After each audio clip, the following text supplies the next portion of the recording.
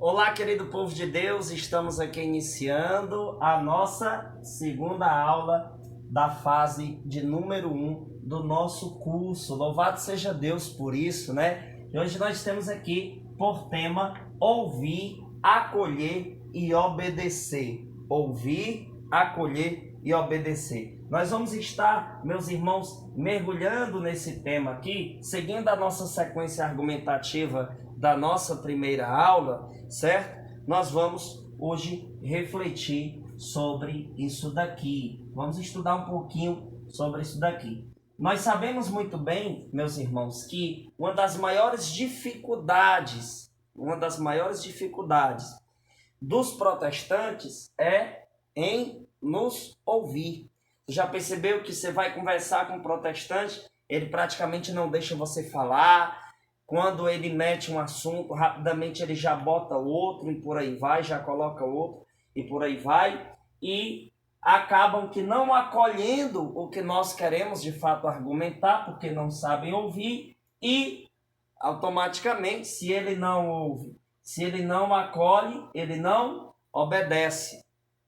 Então, nos nossos estudos de apologética em defesa da fé, nós vamos entender claramente isso daqui. Nós vamos entender o porquê que o protestante não nos ouve, né? O porquê que ele não acolhe, o porquê que ele não obedece à igreja. Nós vamos mergulhar nisso daqui. Então, nós falamos sobre o chamado de Deus, que Deus tem um propósito de reunir todo o seu povo numa única família, que é a igreja. Veio o inimigo e tenta matar, roubar e destruir isso. Nós sabemos que isso é um objetivo do diabo. O demônio, ele quer dividir o povo. Ele quer arrancar as pessoas da unidade. Sabemos muito bem que a unidade verdadeira, ela só acontece no corpo místico de Cristo, que é a igreja, meus irmãos. Então, eu quero começar aqui a nossa formação de hoje com o Catecismo da Igreja Católica no número 3. Você que tem o seu catecismo, é muito importante você pegar aí seu catecismo e acompanhar aqui a minha sequência argumentativa, tá certo? No catecismo de número 3 vai dizer assim: os que com a ajuda de Deus acolheram o chamado de Cristo e lhe responderam livremente, foram por sua vez impulsionados pelo amor de Cristo a anunciar por todas as partes do mundo a boa notícia. Meus irmãos, o Catecismo número 3 vai falar sobre o chamado de Deus. Então, Deus, ele nos chama. E esse chamado, ele começa, veja só, quando ele começa a nos atingir, vem pelo ouvir. Por que nós identificamos, né, que dentro dessa realidade de busca de Deus, dentro dessa realidade de obedecer ao Senhor, existe uma forte influência do inimigo querendo atrapalhar esse ouvir, porque se a verdade chega aos seus ouvidos, certo? Se a verdade ela entra na sua vida pelos seus ouvidos, você vai ser conquistado pela verdade, aí você acolhe a verdade. Você sabe ouvir, você sabe prestar atenção nos detalhes que estão sendo transmitidos para você. Então, se o inimigo corrompe o ouvir, ele faz com que a pessoa não obedeça à verdade. Faz com que a pessoa não acolha. Faz com que a pessoa crie para ela mesma a sua própria verdade. E não é assim que funciona. Nós precisamos ter muito cuidado com essa mentalidade de dizer que você faz a sua própria verdade. Não é. Isso não existe. Então, o chamado de Deus, ele acontece e você precisa ouvir esse chamado. Por isso que o inimigo, ele corrompe tanto as pessoas para que elas não prestem atenção na argumentação da verdade, para que elas não acolham a verdade. Então o inimigo vai lá e corrompe o ouvir delas. Para que elas, com o ouvido corrompido, o que acontece? Quando alguém chega para falar a verdade, ela já deu ouvidos demais a uma mentira e ela passa a dizer que a verdade é mentirosa e que a mentira é verdade, ou seja, troca, existe uma troca. Então o inimigo ele quer muito corromper o ouvir das pessoas. Ele quer muito corromper o ouvir. Entenderam? Por isso que a batalha, gente, entre anjos e demônios, lá atrás, né, foi uma batalha argumentativa. Quando você lê, por exemplo, a Soma Demoníaca, você vai ver que lá vai relatar claramente que a batalha de anjos e demônios não foi uma batalha de soco, de chute, né, de cortar a cabeça do outro. Não. Foi uma batalha argumentativa. Para você já entender a importância do ouvir quando se trata de espiritualidade, quando se trata de busca de Deus. Entendeu? Por isso que o inimigo ele tenta corromper muito essa questão do ouvir, para que a pessoa não acolha a verdade nem obedeça a verdade. Então, no catecismo vai dizer, ó, da seguinte maneira: os que, com a ajuda de Deus, acolheram o chamado, lógico, Deus nos ajuda, porque se trata de uma graça, né? Deus nos dá a graça de conhecê-lo. Então, ele nos ajuda. Deus nos ajuda de diversas formas, mas principalmente pela igreja. A igreja é a responsável para nos transmitir a verdade. 1 Timóteo 3,15, a igreja é coluna e sustentáculo da verdade. Se ela é coluna e sustentáculo da verdade, é responsabilidade da igreja nos ensinar a verdade. Então nós temos que ouvir aquilo que a igreja nos diz. A voz de Deus não é a voz do povo, como diz esse ditado popular que existe, né? A voz de Deus é a voz da igreja. Por quê? Porque a igreja é o corpo místico de Cristo. Cristo é o cabeça da igreja, como diz em Colossenses, capítulo 1, versículo 18. Então a igreja, ela vai nos transmitir a verdade. Nós vamos ouvir, nós vamos acolher e nós vamos obedecer. Então o catecismo diz, número 3, que acolheram o chamado. Existe um chamado para mim, para você. Nós sabemos, quando estudamos o catecismo, que o povo de Deus se dispersa pelo pecado, e aí o que é que o Senhor faz? Ele chama o seu povo para dentro de sua família, que é a igreja. A gente viu isso na primeira aula, né? Então, acolheram o chamado. Eu preciso acolher. E para que eu possa acolher bem o chamado, eu preciso ouvir esse chamado, esses detalhes desse chamado. Hoje eu conversava com uma pessoa e eu dizia para essa pessoa assim: cara, existe uma igreja católica na cabeça das pessoas, de muitas pessoas, não são de todas, lógico, mas existe uma igreja católica no entendimento das pessoas e existe a verdadeira igreja católica. Entendeu? Então, na cabeça de muita gente, qual é a imagem que tem da igreja? A igreja católica é uma igreja muito triste, a missa é muito triste, sabe? Uma coisa assim lenta. Por quê? Porque o protestantismo, ele investiu muito nisso, nessa questão do emocional. Então, as pessoas, para considerar algo como poder de Deus, como agir de Deus, tem que se arrepiar, tem que chorar, tem que falar apenas de cura, de libertação, de prosperidade, entendeu? E a igreja católica, gente, ela é muito complexa, né? Lógico que tem, sim, esses momentos emocionais também dentro da igreja, mas a igreja ela não é um emocionalista, ela não é sentimentalista, entenderam? Então a igreja ela tem seus documentos, ela tem a história dos santos, ela é muito complexa, é imenso, é imenso. Já o protestantismo, o que ele faz? Ele corrompe o ouvir das pessoas, o protestantismo distorce o verdadeiro chamado, entendeu? De Deus para com as pessoas, e eles fabricam um Deus para eles, um Deus que a grande maioria no meio protestante é um Deus sentimentalista, é um Deus de prosperidade financeira, é um Deus que apenas quer que se fale em cura e libertação, mas se trata de muitas contradições. O protestantismo tem muitas contradições. Então, se o protestantismo tivesse com a verdade, a gente não poderia considerar de acolher um chamado. Ia ter vários chamados, diferentes, contraditórios uns aos outros. Aí, se fosse desse jeito, nós teríamos que dizer que Deus não é onisciente, que Deus é contraditório, que Deus errou, porque se Deus decreta uma coisa aqui, né, nessa denominação protestante e aqui nessa outra decreta algo completamente diferente, então se trata de dois deuses, né? Ou se trata de uma invenção do homem que nem é Deus e não é nada, é apenas uma invenção da carne e, lógico, com a influência diabólica no meio disso tudo. Então não pode ser o Deus verdadeiro. Existe um chamado esse, que vem por uma única igreja, que vem por uma única doutrina. Veja, aí eu falando com essa pessoa que eu estou partilhando com vocês, eu disse assim, cara, existe uma doutrina. Tito, capítulo 2, versículo 1, diz assim, que o teu ensinamento seja conforme a doutrina. Então, existe uma única doutrina. Como é que lá vai dizer que teu ensinamento seja conforme as doutrinas? Entendeu?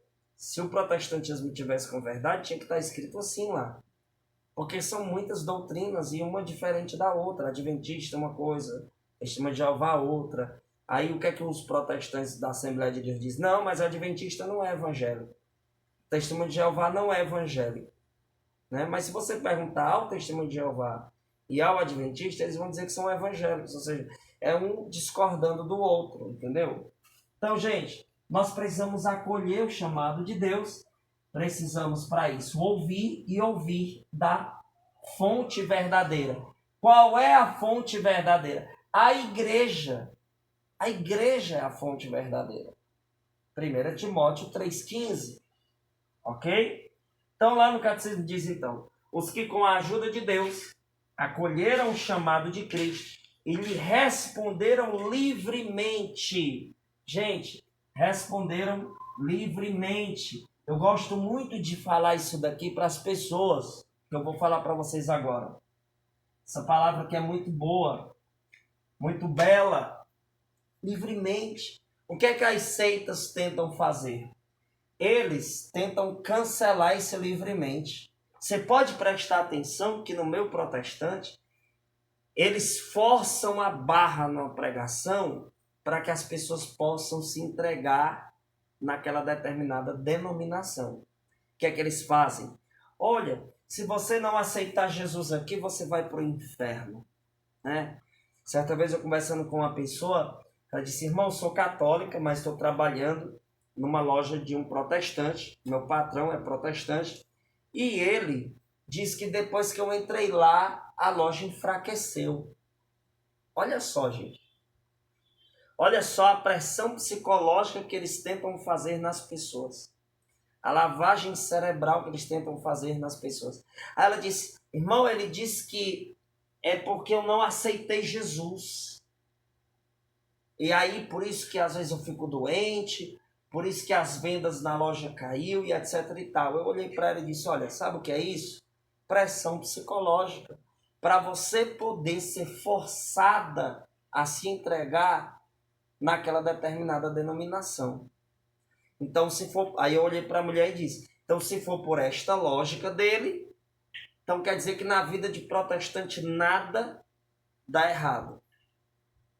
Né? Pneu de carro não fura, nenhum deles fica doente, nenhum morre de câncer, nenhum é pobre. Será que é assim? Veja, a igreja ensina que nós temos que responder livremente. Não pode ser aquela coisa forçada, não pode ser sob pressão psicológica, sabe? Sobre essas ameaças, porque no protestantismo existem ameaças, gente, existem ameaças, as pessoas são pressionadas, sabe? Se você não der o dízimo, você vai para o inferno, e etc. Então, são diversas pressões psicológicas que existem no protestantismo. Eu sei que eu já vim de lá. Então, o chamado, na verdade, tem que ter uma resposta sua livre, de livre, espontânea vontade. Eu quero ser de Deus, eu abro meu coração para Deus. Não é porque o padre lá na frente vai dizer, se você não vir aqui e aceitar Jesus, você vai para o inferno. Não se trata de uma pressão psicológica. Então, o ouvir, o acolher e o obedecer é graça de Deus, E nós cooperamos com isso, abrindo os nossos corações livremente, né? Aí o catecismo continua. Foram, por sua vez, impulsionados pelo amor de Cristo. Impulsionados pelo amor de Cristo. Não é por uma pressão de pastor, não é pelo forçar, entendeu? A anunciar por todas as partes do mundo a boa notícia. Aí vem um anúncio. Então, a partir do momento, olha só, que eu ouvir a verdade, que eu acolher a verdade, eu vou obedecer à verdade. Olha que belo, né? Aí o que vai acontecer? Eu vou anunciar, certo? Eu vou anunciar pelo mundo inteiro a boa notícia. Então, gente, isso daqui eu quero que vocês entendam, para vocês verem como existe aí uma delicadeza de Deus a nos atingir através da igreja. Através da igreja. Isso daqui, cara, se aplica em toda a estrutura da sua espiritualidade. Veja, por exemplo, quando uma pessoa cai num pecado mortal e ela vai até o sacerdote, ela se confessa os seus pecados, aí ela vai ouvir os conselhos do sacerdote. Aí ela vai acolher os conselhos do sacerdote. Lógico, se for um bom padre, porque também tem padres hoje em dia que misericórdia, que não estão servindo a Deus, né? A gente tem exemplos aí claros que existe aí a teologia da libertação e todas essas porcarias. Mas, se você for num verdadeiro padre, um padre sábio, um homem temente a Deus, você vai ouvir os conselhos dele para você enfrentar o pecado. Aí você vai acolher o quê? Os conselhos, o perdão de Deus. Aí você sai de lá revigorado para obedecer ao Senhor. Tá vendo por que o inimigo, ele tenta ao máximo tirar você dessa realidade aqui que eu estou explicando para vocês? Tá vendo por que é tão difícil um protestante lhe ouvir? Porque ele já foi contaminado pelas mentiras do protestantismo. Então, tudo que vier de fora, eles já têm aquele preconceito, eles já têm aquele bloqueio. O inimigo quer corromper o seu ouvir. Cuidado ao assistir os hereges, a conversar com hereges, pessoas de falsas religiões. Primeira coisa que você tem que deixar claro, meu querido, eu acredito nos 3 pilares da fé católica. Não adianta você vir conversar e isso e aquilo outro, querer argumentar, porque eu já estou blindado pela verdade. Eu tenho que citar isso, gente, várias vezes para as pessoas. Jesus chegou tá lá em Mateus 16, do 3 ao 19. Jesus chega, o que é que o povo disse que eu sou? E o povo errou nas argumentações. Teve que Pedro, magistério da igreja, né, dar um passo à frente e falar a verdade ali, porque foi agir de Deus, não foi agir da carne nem do sangue dele, disse Jesus. Então, o que acontece? O inimigo, ele faz o quê? Ele corrompe o ouvir das pessoas, para que nunca acolham e nunca obedeçam à verdade. E olha, primeira consideração, acolher o chamado absoluto sem contradições. O chamado de Deus não tem contradições. Não tem como Deus, não tem como ser chamado de Deus. Você pega do exemplo de 2 pessoas. Vamos botar aqui 2 irmãos de sangue, tá? Aí um vai para a Adventista do 7º dia e o outro vai para a Assembleia de Deus. Será que nós podemos dizer assim, olha, esses irmãos aí foram chamados por Deus? Será que a gente pode dizer que aquilo é chamado de Deus? Lógico que não. Porque um está numa denominação que contradiz a outra. Então não podemos acreditar que é o mesmo Deus. Essa história de dizer, Deus é um só, querendo afirmar aqui com essa frase, que não importa você ser católico, ou protestante, ou espírita, ou umbandista, não tem problema, Deus é um só. Sim, Deus é um só, mas também é uma só a religião, a igreja é uma só, a doutrina também é uma só. Se Deus é um só, a igreja é uma só, a doutrina é uma só e não diversas e diversas. Tá certo? Então, acolher um chamado absoluto, sem contradições. A resposta deve ser livre e não ser por pressão psicológica, como as seitas fazem. Você tem que entender isso aqui e explicar para as pessoas. Vai ter muitas pessoas que vai chegar para você como chegou para mim. Daniel, poxa, o cara está dizendo que eu só vou ficar curado dessa doença quando eu aceitar Jesus. Você vai mostrar para as pessoas isso daqui. Você mostra isso daqui, ó. Você escreve isso aqui na frente da pessoa. Vou te explicar uma coisa. Ouvir, acolher, obedecer. Acolheram o chamado, responderam livremente e passaram a anunciar.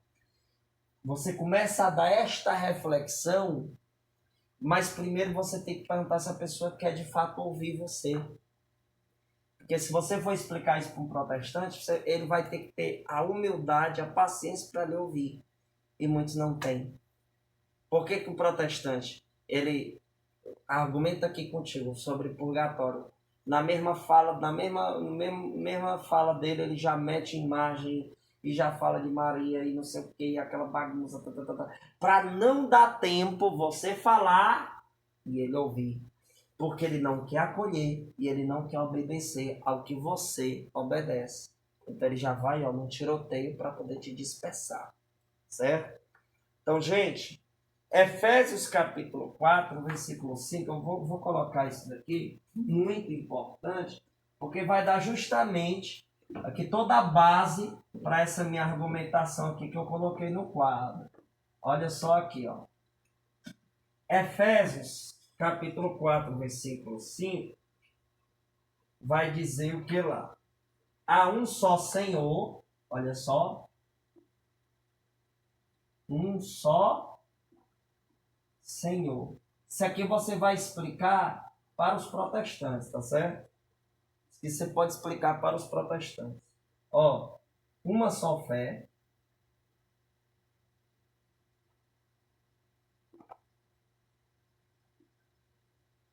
Uma só fé. Certo? E um só batismo. Um só batismo.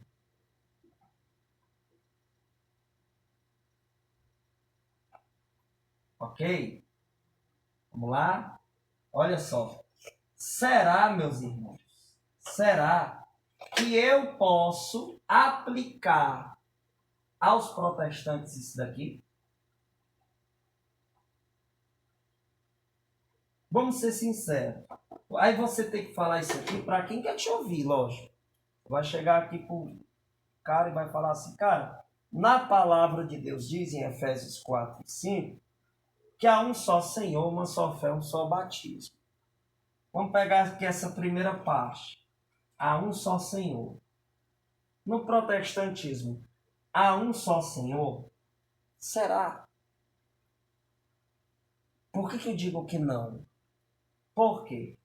Se fosse um só Senhor, nos adventistas, não diria algo contraditório à Assembleia de Deus. Não é o único Senhor? Se é o único Senhor, tem que ser o único ensinamento. Então não pode haver contradição. Se você juntasse os protestantes todos num lugar só, eles não iriam pregar o mesmo Senhor. Ia ter vários senhores, né? No sentido de que vários deuses. Entendeu? Aí o que acontece? Talvez o protestante vai dizer assim para você: ah, mas no catolicismo não só Senhor, tem a Senhora de vocês. Sim. Mas qual é o outro que chamamos de Senhor? Nenhum outro. O Senhor, o Rei dos Reis, o único digno de adoração é Deus, Pai, Filho e Espírito Santo. Nossa Senhora não quer dizer que quando nós chamamos Nossa Senhora, dizemos que temos uma senhora com argumentações, com doutrinas diferentes deste Senhor. A Virgem Maria, ela tem uma plena unidade com Deus. Então ela é sim Nossa Senhora, porque ela está perfeitamente unida ao Senhor. Entenderam? Então vamos lá. Não tem como colocar isso aqui no protestantismo. Não dá, não dá, porque existem várias interpretações deste Senhor. Um diz que orar em línguas é coisa de Deus, o outro diz que não. Adventista, trabalhar dia de sábado é pecado, outros dizem que não, então não dá. Uma só fé, praticamente o mesmo pensamento, né? Os três vão ter o mesmo pensamento. Será que os protestantes, eles têm uma só fé? Presta atenção. Você vê, por exemplo, o culto protestante na Mundial do Reino de Deus, né? Lá tem um momento que eles esticam um manto bem grande, o povo fica debaixo pegando no manto, ou glória, aquela coisa, etc e tal. Já tem outras denominações protestantes que não têm fé nisso. Não tem fé nessas coisas de caneta ungida. Não tem fé. Então, no meio protestante, não existe uma só fé. Já dentro da Igreja Católica, como é? Você vê lá milagres acontecendo na Gruta de Lourdes. É uma única fé. Os católicos acreditam, porque confiam na igreja. Acreditam que ali de fato acontecem milagres. Né? Nós acreditamos na Santíssima Virgem Maria. Pode ser um católico lá do Japão, do Brasil, de qualquer lugar. Ele tem uma fé igual a de todos os católicos do mundo todo. Então isso não dá para aplicar o protestantismo. Um só batismo. Um só batismo. Olha, eu conheço diversos protestantes. O cara está numa denominação protestante, ele se batiza. Ele sai para outra, aí se batiza de novo. Aí ele sai de uma outra, aí se batiza. Ou seja, teve um que conversou comigo e disse: "Aí, irmão, já me batizei nas águas 3 vezes." Eu disse: "Pois é, por isso que eu digo que o protestantismo não é do querer de Deus. Porque na Bíblia diz que só há um só batismo. Um só batismo." E depois nós vamos até estudar mais sobre a questão do batismo. Então, gente, Deus é único? Não. É um em cada esquina, diferente um dos outros. As seitas usam a mesma Bíblia, mas não acreditam no mesmo Deus. Olha que coisa estranha, né? Os protestantes, junta tudinho. Estão tudo com a mesma Bíblia, mas não acreditam no mesmo Deus. Agora junta os católicos tudinho. Estão tudo com a mesma Bíblia e acreditam em um mesmo Deus. Então, isso daqui nos mostra que o protestantismo, ele não é bíblico. Ele não é bíblico, certo? Segunda coisa, eles querem falsificar a fé. A fé protestante é falsificada e muito mal falsificada. Veja, eles até se utilizam de linguagens que a igreja já se utilizou durante tanto tempo, que linguagens até bíblicas, mas misturada com suas distorções. Então eles não têm uma única fé, eles falsificam a fé. Eu não estou pegando pesado com isso não, basta você pegar a minha argumentação e olhar para a realidade dos fatos, certo? Terceira coisa, só existe um único batismo, porque é o único corpo místico que é a única igreja. Então, quando você se batiza, o sacramento de iniciação cristã, você entra no corpo místico de Cristo. Então, não tem como você se batizar 2 vezes, 3, 4, 5. Não, é uma única vez. No protestantismo não existe isso. Gente, para a gente ter absoluta certeza de toda essa minha argumentação, veja só aqui em 1 Coríntios capítulo 1, versículo 10, que diz: "Rogo-vos, irmãos, em nome de nosso Senhor Jesus Cristo, que todos estejais em pleno acordo e que não haja entre vós divisões. Vivei em boa harmonia no mesmo espírito e no mesmo sentimento. Nesse texto de 1 Coríntios 1:10, diz que nós precisamos estar em pleno acordo. Olha para cá de novo. Olha para cá. Protestantismo está em pleno acordo? Não está. Não está. O protestantismo tem o mesmo sentimento? Não. Não tem um único Senhor, não tem a mesma fé e não tem um só batismo. Certo? Mateus 15, capítulo 15, versículo 14. Deixai-os, são cegos e guias de cegos. Ora, se um cego conduz a outro, tombarão ambos na mesma vala. O que é que nós podemos considerar disso aqui? Eu anotei aqui. As seitas são cegas e trabalham para gerar mais cegos. Os caras ficam cegos.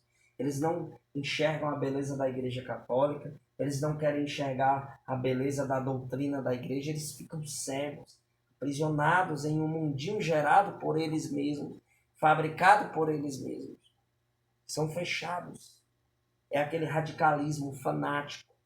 Entendeu? Segunda coisa, o inimigo quer te isolar dos detalhes das verdadeiras riquezas espirituais. O inimigo quer te isolar. Aí você vê o protestante, vai ver o que é que o protestante fala de Nossa Senhora, vai ver o que ele fala da Eucaristia, vai ver o que fala da Santa Missa, vai ver o que fala da confissão, vai ver o que fala do batismo, da nossa fé, vai ver. Ou seja, o inimigo conseguiu cegá-los. Então, para a gente poder tirar as escamas dos olhos desse povo, gente, é muito difícil. Difícil por quê, Daniel? Porque a nossa fé é fraca? Não, não é porque a nossa fé é fraca, até porque a nossa fé é fortíssima. A nossa fé é onipotente porque acredita no verdadeiro Deus. Agora, é difícil por causa que eles se prendem em um orgulho, não têm a humildade de ouvir, de estudar. Se você pegar os protestantes que foram fazer um real estudo da patrística, né? Por exemplo, Scott Hahn, um ex-protestante, um ex-pastor protestante que se converteu ao catolicismo, veja, ele foi estudar a patrística, se apaixonou pela igreja, largou o protestantismo. Por quê? Porque ele quis enxergar os detalhes da riqueza. Ele não foi pela cabeça dos outros que disse isso e aquilo da igreja católica. Não, vou estudar de fato. E assim ele conheceu a verdade. Amém? Então, gente, na nossa aula de hoje foi ouvir, acolher e obedecer. Quero agradecer a todos vocês que são aí nossos parceiros nesta evangelização, certo? Estávamos em reforma aqui em casa, então foi toda uma luta para gravar. Peço perdão a vocês, algum tipo de demora aí a gravar novos vídeos. É por causa que a gente tem nossa vida pessoal, existem as dificuldades, tá bom? Então, eu espero que tenha sido um ensinamento produtivo para você. Reflita, fortaleça a sua fé. Eu tenho certeza que você vai crescer muito no decorrer das nossas aulas, no decorrer do nosso curso, tá certo? Deus abençoe e muito obrigado por contribuir financeiramente com a nossa missão. Muito obrigado mesmo.